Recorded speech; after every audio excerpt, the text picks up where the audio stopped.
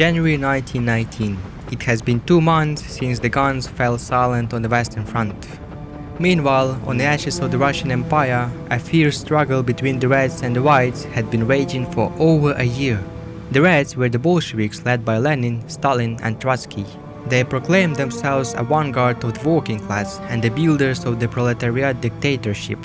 Opposing the Bolshevik regime was members of the White movement, who proclaimed themselves a democratic alternative supported by the Entente powers.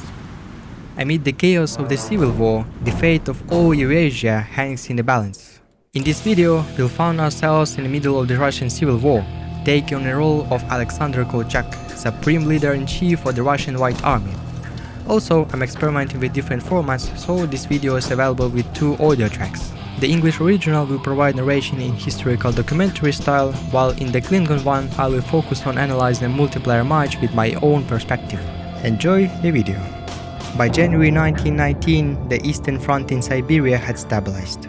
After their defeat near Perm, the Reds quickly redeployed their reserves, holding on to Ufa and Orenburg. The Bolsheviks shifted their focus away from Siberia, concentrated their forces in the west. The Red Army rapidly advances into Ukraine and the Baltic states, also engaging in skirmishes with the Polish army. This played right into the hands of the White leadership. All available reserves and Cossack units were deployed to Central Asia to crush the island of Soviet power in Tashkent, which had been cut off from Moscow. Communist units tried to avoid fighting in open terrain, retreating towards the mountains. In March, the battle for Tashkent began. The local Red forces were too few in numbers and were forced to retreat into the mountains. At the same time, the White Army's southern group managed to break through to Kharkiv and launch an offensive towards Tsaritsyn, now known as the city of Volgograd. But the White successes were short-lived. The Red Army concentrated its forces in the Baltic states. The Bolsheviks managed to rout the Estonian army and German units, establishing control over the region. This freed up enough reserves for the Reds to launch a counteroffensive on Kharkiv and send reinforcements to Volgograd. Fierce fighting for the city continued. In May, the Bolsheviks launched a prolonged offensive in the Donbas industrial region, for now with no progress. The Communists deployed their main forces against Poland. Red Army troops advanced rapidly from the Baltic states and soon reached the Warsaw. But Polish forces pulled off a miracle on the Vistula River, encircling numerous communist units and driving them back hundreds of kilometers to the east. Soon, however, the communists reorganized their forces and launched a new counteroffensive in the north and south. During this offensive, they defeated the Republic of Poland and established a puppet government there. By the end of July, White Army forces had finally crushed the last pockets of resistance in Central Asia, allowing them to resume their campaign to capture Volgograd. In mid-August, against the backdrop of Poland's surrender, Cossack units launched a simultaneous offensive to the north and east of the city. The amphibious operations to the opposite bank of the Volga River were intended as a diversion.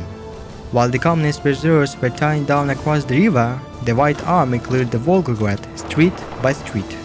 By the end of September, the Bolsheviks had exhausted their reserves and the city was captured. Mid-October 1919, the Reds launched a new offensive against Ukrainian National Republic. Very soon, the Ukrainian lines were breached and Kyiv ended up surrounded. With this in view, the Whites launched a new campaign in this direction, with the aim of linking up with the Ukrainian forces. This offensive caught the communists off guard.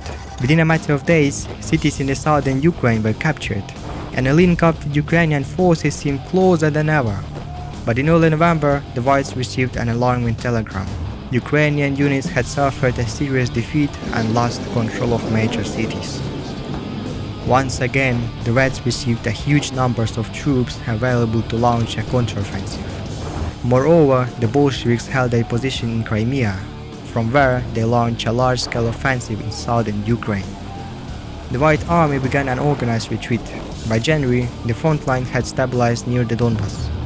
At the same time, unexpected news from Moscow spread around the world. A British division had entered the city without encountering any resistance.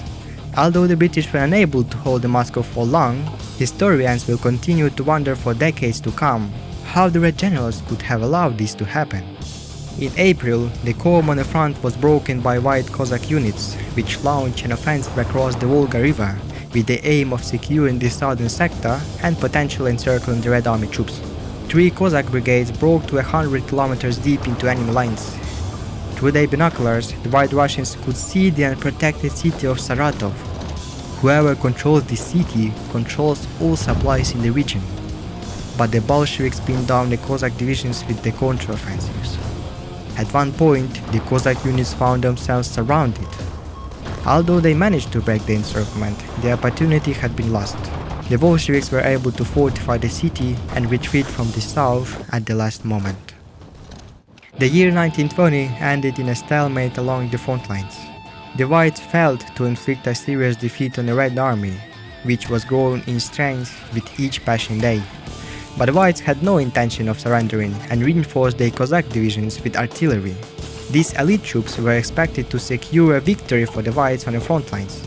The new artillery was deployed near Saratov, where it launched a new offensive. The Red forces were stunned by White artillery superiority, but once again managed to hold the logistics hub and drive the Whites back from the city. To relieve the pressure on Saratov, the Reds launched an offensive west of the city. By early June 1921, the Reds had surrounded the White Army near Mikhailovka.